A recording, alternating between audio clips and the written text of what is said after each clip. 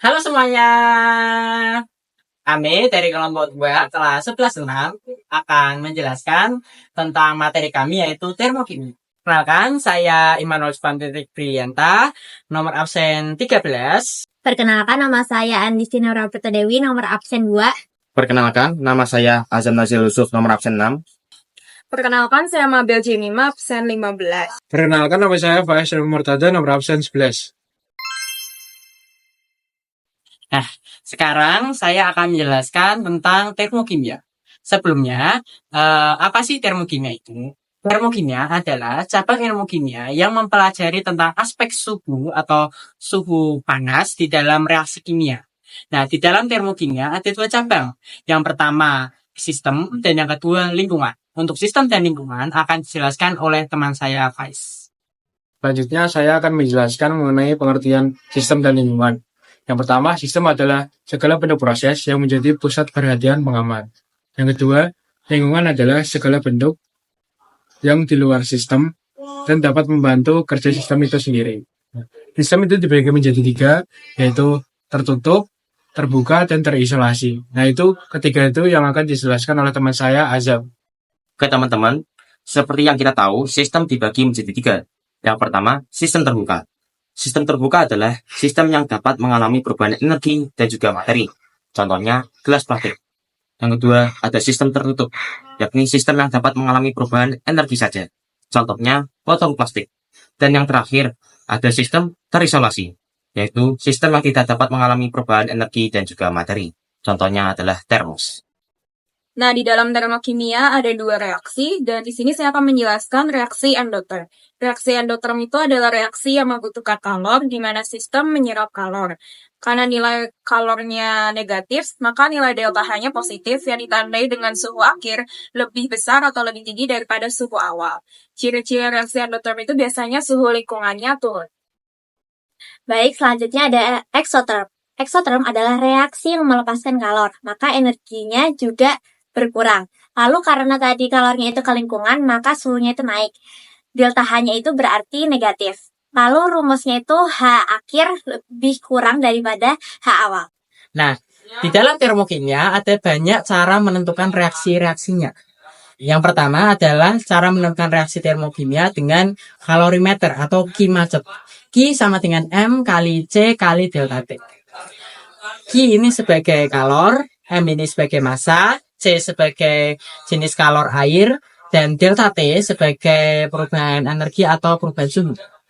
Yang kedua ada delta HF0, di mana delta HF kanan atau produk dikurangi dengan delta HF kiri atau reaktan.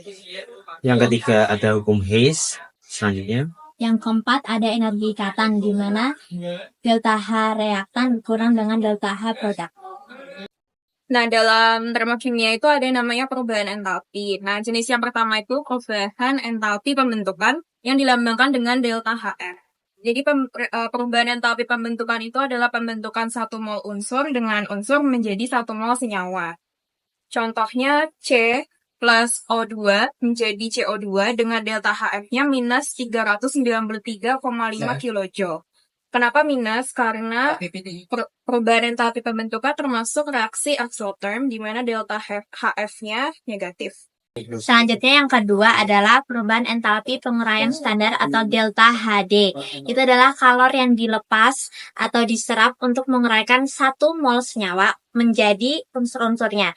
Nanti hasilnya ini dia akan menjadi plus karena dia itu termasuk endotherm. Nah, selanjutnya adalah entalpi pembakaran standar atau delta Hc. Entalpi pembakaran standar adalah kalor yang dilepaskan atau diserap oleh pembakaran 1 mol unsur atau senyawa. Nah, nantinya dari entalpi pembakaran standar ini akan menghasilkan suatu reaksi yaitu reaksi exotherm. nah selanjutnya yaitu ada perubahan entalpi netralisasi atau delta Hn. Perubahan entalpi yang diperlukan untuk menetralisasikan 1 mol asam oleh basa atau 1 mol basa oleh asam dalam keadaan standar. Nah, di sini termasuk ke perubahan entalpi exotherm.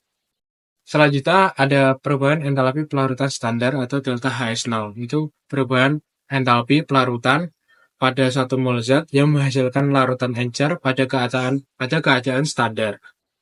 Selanjutnya itu akan menghasilkan reaksi endoterm yang delta H-nya plus.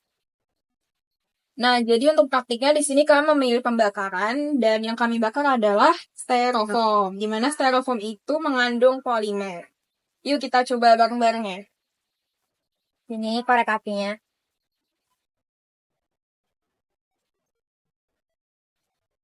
Dia kayak meleleh gitu.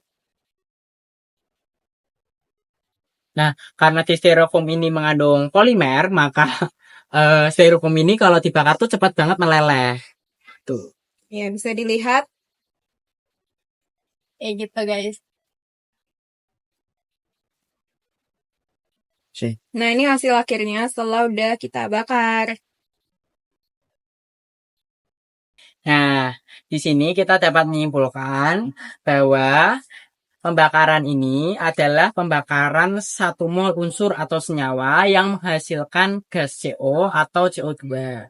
Kalau hasil pembakaran yang tadi kita praktekkan ini adalah hasil pembakaran yang menjadi gas CO, yang berarti ini adalah pembakaran tidak sempurna. Sekian penjelasan dari kelompok kami. Terima kasih.